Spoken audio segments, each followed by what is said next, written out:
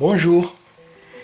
La chaîne YouTube de propagande islamique Jannah TV a publié une vidéo en réponse à Éric Zemmour au sujet du terrorisme et de la violence en islam. Voici brièvement la présentation de la vidéo selon Jannah TV. L'islam serait selon Zemmour une religion sanguinaire, violente et contraire aux valeurs françaises. Zemmour a même, durant son débat politique sur BFM TV, affirmé que les musulmans doivent faire un choix, car l'islam en lui-même représente une menace et un danger pour la France. Mélangeant les citations hasardeuses et les raccourcis historiques, il tend à faire croire que ce que Daesh et autres terroristes ont accompli fait partie de l'islam et que chaque musulman qui pratique l'islam véritable se doit alors de suivre les pas des terroristes, ou sinon c'est qu'il ne pratique pas le bon islam. Analysons ensemble à travers des éléments factuels, historiques et sourcés si ces propos sont véritables, laissant libre cours à l'histoire pour nous prouver si ces propos sont vrais ou faux. Injustement appelé État islamique, Daesh est un groupe monté de toutes pièces sur la base d'une idéologie totalement en opposition avec la religion musulmane. Justement, si tu dis que les actes de Daesh sont en opposition avec la religion musulmane, c'est que tu connais en détail la religion musulmane. Donc tu maîtrises les textes de l'islam, à savoir le Coran et les interprétations des exégètes, les tafsirs. Tu connais la biographie du prophète, ses actes et ses hadiths, ses récits, l'histoire des salaf salih, les pieux prédécesseurs et les compagnons de Mohammed. Et enfin la législation islamique, c'est-à-dire que tu connais la charia d'après les 4 écoles sunnites. Alors on te fait confiance, explique-nous en quoi les actes de Daesh sont à l'opposé de l'islam, tel qu'il ressort de toutes les sources que je viens de citer. On t'écoute. La preuve par 5. Premièrement, les premières victimes du terrorisme sont les musulmans. Et oui, paradoxalement, les principales victimes de cet État, qui s'autoproclament islamiques, sont les musulmans eux-mêmes. Ah, les victimes sont des musulmans d'après ce que tu dis. Eh bien, imagine que Mohammed revienne parmi nous. Il ne sera pas du même avis que toi. Ceux que tu qualifies de musulmans ne sont pas musulmans d'après l'islam. Déjà, la majorité d'entre eux ne prient pas pour ne parler que de la prière. C'est déjà un péché majeur de ne pas faire la prière. Un péché qui te fait sortir de l'islam. C'est un des 10 principaux annulatifs de l'islam. C'est normal que Daesh ait tué une majorité de musulmans. Ils se sont fait appeler l'État islamique pour l'Irak et le Chem, c'est-à-dire l'ancien nom de la région Syrie-Liban. Ils sont venus justement rétablir le califat et appliquer le vrai islam. Pour eux, ces peuples autrefois islamisés ont dévié de l'islam et ne sont plus considérés par Daesh comme de vrais musulmans.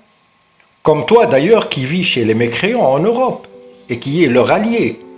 Dans la charia, tu n'as rien à faire dans un pays non musulman. Les musulmans vivant en terre mécréante sont dans leur tort, d'après le verset 51 du chapitre 5 du Coran. Ô les croyants, ne prenez pas pour alliés les juifs et les chrétiens, ils sont alliés les uns des autres et celui d'entre vous qui les prend pour alliés devient un des leurs. Si tu prétends que ce n'est pas de votre faute le fait que tu sois né en terre chrétienne, ce sont vos parents qui sont arrivés en terre mécréante, d'accord? Vous pouvez toujours vous racheter et ne pas suivre la voie de vos pères, mais celle d'Allah. Allah qui dit dans la sourate 9, Tauba, le repentir, verset 23, « Ô vous qui croyez, ne prenez pas pour alliés vos pères et vos frères s'ils préfèrent la mécréance à la foi, et quiconque parmi vous les prend pour alliés, ceux-là sont les injustes. » Donc ces populations envahies par Daesh n'appliquent pas la loi d'Allah, qui est la charia. Ils sont considérés comme zanadiqa, c'est-à-dire corrompus, hérétiques, hypocrites et faux musulmans.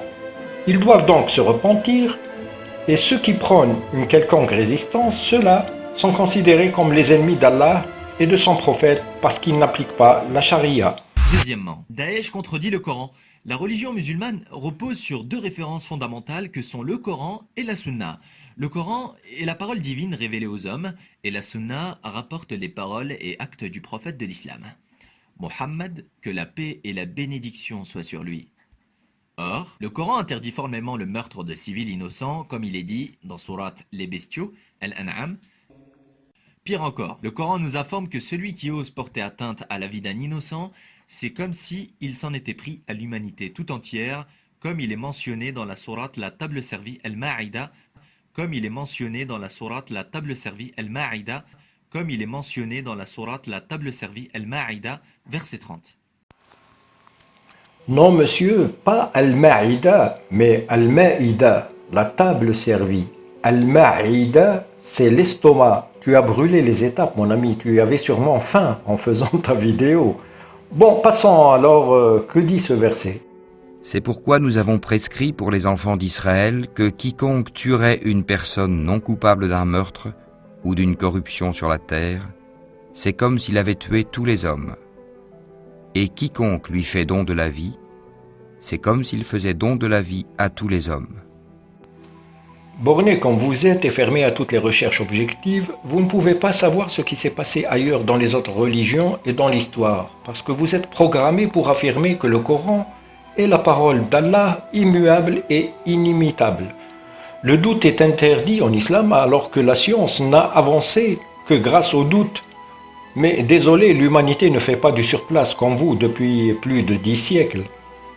Si vous vous ouvriez sur les autres religions du monde, vous auriez su que ce verset exactement, comme beaucoup d'autres d'ailleurs dans le Coran, a été copié du Talmud babylonien écrit à partir du 5e siècle en Irak. Le Talmud babylonien, traité Sanhedrin, chapitre 5, Mishnah 5. C'est pour cela que l'homme a été créé seul pour t'apprendre que celui qui ôte la vie à un fils d'Israël détruit un monde entier et celui qui sauve la vie à un fils d'Israël sauve un monde entier. La morale de cette Mishnah, Dieu a créé à l'origine un seul être humain, Adam. Si Adam avait été tué, toute l'humanité aurait été détruite. Et à l'inverse, s'il était sauvé, c'est l'humanité entière qui était sauvée. Force est donc de constater que le Coran interdit et condamne de façon catégorique les actes barbares de Daesh. Non, monsieur, le Coran ne condamne pas Daesh. Au contraire, il demande et encourage à tuer ceux qui ont semé la corruption sur terre. Dans la même sourate, Al-Ma'ida, verset 33. Écoutons-la. La récompense de ceux qui font la guerre contre Allah et son messager et qui s'efforcent de semer la corruption sur la terre, c'est qu'ils soient tués ou crucifiés, ou que soient coupées leurs mains et leurs jambes opposées, ou qu'ils soient expulsés du pays. Ce sera pour eux l'ignominie ici-bas, et dans l'au-delà, il y aura pour eux un énorme châtiment. Le verset dit bien « tuer ou expulser du pays ». Donc c'est dans le Coran, la vague d'émigration, n'est-ce pas? Tu veux un autre verset coranique qui demande de combattre les non-musulmans et les associateurs? Et combattez-les jusqu'à ce qu'il n'y ait plus d'association, et que la religion soit entièrement à Allah seul. S'ils cessent, donc plus d'hostilité, sauf contre les injustes. Troisièmement, Daesh contredit la Sunna. Comme nous l'avons vu, l'islam repose également sur les paroles prophétiques que l'on appelle la Sunna.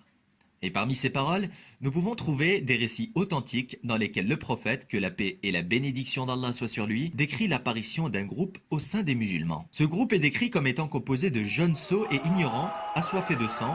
Il est également rapporté dans une autre parole prophétique que ces groupes lisent et apprennent le Coran, mais ne le comprennent pas. La Sunna interdit par exemple, de façon formelle, de s'attaquer aux chrétiens et aux juifs vivant dans les pays musulmans. Mais Daesh n'en a que faire, puisqu'ils ont attaqué en avril dernier des églises en Égypte, tuant par la même occasion des dizaines de civils innocents parmi les chrétiens et les musulmans. Ce groupe qui lit et ne comprend pas le Coran n'existe pas. Mais ce que tu viens de décrire, c'est le cas de la majorité écrasante des musulmans. 95% des musulmans qui t'entourent ne lisent pas le Coran et ceux qui le lisent ne comprennent pas l'arabe. L'arabe coranique, bien sûr. Par contre, le calife et chef religieux de Daesh, Abu Bakr al-Baghdadi, a fait 5 ans d'études en théologie islamique. À propos de hadiths authentiques, je vais t'en citer les hadiths du prophète qui motivent pour le djihad contre les mécréants. Il m'a été ordonné de combattre les gens jusqu'à ce qu'ils témoignent que nul n'est en droit d'être adoré, qu'Allah et que Mohammed est l'envoyé d'Allah, qu'ils accomplissent la prière, qu'ils s'acquittent de l'aumône légale. S'ils font cela, ils auront préservé vis-à-vis de moi et leur sang et leurs biens. Quant à leur hostilité vis-à-vis des juifs et des chrétiens, ils n'ont fait que suivre la voie de leur prophète, qui, dans un hadith authentique rapporté par Muslim, dit « Je ferai quitter les Juifs et les chrétiens la péninsule arabique au point que je n'y laisserai que des musulmans. » Dans un autre hadith authentique rapporté par Ahmed, « Faites quitter les Juifs du Hijaz et les chrétiens de Najran la péninsule arabique. » Dans le Coran, dans la sourate At-Tawbah le repentir, sourate 9, verset 29, il est dit ce qui suit. Combattez ceux qui ne croient ni en Allah ni au jour dernier, qui n'interdisent pas ce qu'Allah et son messager ont interdit, et qui ne professent pas la religion de la vérité parmi ceux qui ont reçu le livre, jusqu'à ce qu'ils versent la capitation par leurs propres mains après s'être humiliés. Quatrièmement, Daesh est sanguinaire. Toute personne ayant un minimum de raison sait que la vie humaine est quelque chose de sacré, ce qui n'est pas le cas de Daesh. À propos d'actes sanguinaires, Khalid ibn al-Walid est un héros pour les sunnites et pour Daesh. Le calife Abu Bakr l'a surnommé Saif Allah al-Masloul, c'est-à-dire l'épée tirée d'Allah. Khalid ibn al-Walid avait commis des génocides contre des chrétiens en Irak et contre des tribus entières en Arabie. Khalid ibn al-Walid a fait brûler des tribus entières. Et on se demande pourquoi Daesh brûle les gens innocents. Voici la raison, et ils suivent l'exemple de Khalid ibn al-Walid. Khalid a tué Malik ibn Nuwayra, un chef de tribu, pourtant musulman, et a pris de force sa femme, qui était l'une des plus belles femmes. L'exégète Ibn Kathir ajoute un détail dans son livre Le commencement et la fin, le Bidaya wa Nihaya, volume 6, que Khalid a demandé la tête de Malik ibn Nuwayra afin d'allumer le feu et préparer le repas et manger dessus. Dans Sahih al-Bukhari, dans un autre chapitre nommé Al-Maghazi, les batailles, Mohammed envoya Khalid chez la tribu des Banu Jazima afin de les appeler à l'islam. Il partit donc les appeler à l'islam. Étant encore de nouveau convertis, ils ne purent pas dire la parole « Aslamna », nous sommes devenus musulmans. Et ils se contentèrent de dire « Saba'na », c'est-à-dire nous nous sommes convertis. Alors cela n'a pas plu à Khalid ibn al-Walid qui n'accepta pas cela de leur part. Il tua parmi eux certains et emprisonna d'autres. Ainsi donc était Khalid ibn al-Walid un sanguinaire, un criminel, un terroriste. Il est considéré comme un héros de l'islam malgré tous ses récits islamiques. Des mosquées et des rues portent son nom dans le monde musulman. Mis à part cela, le prophète qui a ordonné de tuer ses opposants d'une façon cruelle. Nous avons l'exemple de la vieille Qirfa qui fut écartelée entre deux chameaux parce qu'elle était opposante à Mohammed. La poétesse Asma bint Marawan qui fut égorgée sur ordre de Mohammed alors qu'elle allaitait son enfant. Le poète juif Ka'b ibn al-Ashraf qui fut assassiné sur ordre de Mohammed juste parce qu'il récitait des poèmes contre Mohammed. Le génocide des 900 hommes et garçons de la tribu juive des Banu Quraïda en une seule journée juste parce que leurs chefs ont été accusés de comploter avec les Mécois. Cinquièmement, l'islam condamne Daesh. L'ensemble des savants musulmans, en tout temps et en tout lieu, a toujours fermement condamné Daesh et leurs semblables parmi les autres groupes extrémistes et violents. C'est absolument faux. Les savants et les cheikhs musulmans ont encouragé Daesh et les jeunes à partir au djihad en Syrie. L'université islamique d'Al-Azhar n'a jamais condamné de façon officielle Daesh, malgré les atrocités, parce que les lois appliquées par ce groupe islamique sont enseignées à l'université islamique d'Al-Azhar du Caire. Daesh n'a jamais été excommunié par les savants d'Al-Azhar. Par ailleurs, le cheikh qatari Al-Qaradawi a béni Daesh et a appelé à instaurer un califat en encourageant de joindre les rangs de Daesh. Ce fut le cas aussi des plus grands cheikhs d'Arabie Saoudite. Tu aurais pu nous apporter des enregistrements ou des communiqués officiels des savants musulmans condamnant fermement Daesh. En résumé, tes 5 preuves sont fausses et infondées, et plutôt en opposition avec les versets coraniques et avec les hadiths, et surtout avec la charia matérialisée par les actes de Mohammed et de ses compagnons.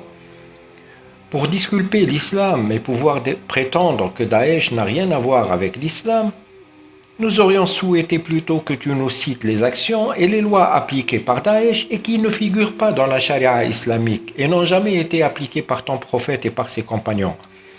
Par exemple, tuer les apostats a été appliqué par Daesh. couper la main et les pieds aux voleurs et crucifier les corrompus, fouetter les fornicateurs, lapider à mort les adultères mariés, pratiquer l'esclavage des femmes et des enfants, condamner à mort les homosexuels, contraindre les juifs et les chrétiens à payer la jizya, la capitation, en les humiliant, détruire les statues et les tombeaux, punir les blasphémateurs par le fouet, exécuter les prisonniers, etc. Toutes ces lois sont dans la charia, dans la sunna du prophète, c'est-à-dire dans les hadiths prophétiques. En conclusion, Zemmour connaît vos textes mieux que vous, apparemment. Vous ne devez pas être fier parce que vous êtes arrivé au point de renier votre idéologie et l'histoire des fondateurs de l'islam et des premiers musulmans. Daesh est le miroir qui vous a reflété la laideur de votre religion et ses lois telles qu'elles ont été appliquées par le prophète et ses compagnons. Malheureusement, vous essayez de disculper l'islam aux dépens de l'islam. En évitant de vous remettre en question et faire la paix avec le monde, vous adoptez une stratégie de la fuite en avant. Mais l'humanité à notre époque connaît votre double discours et par conséquent vous ne rendez service ni à votre religion ni à votre communauté. À bientôt.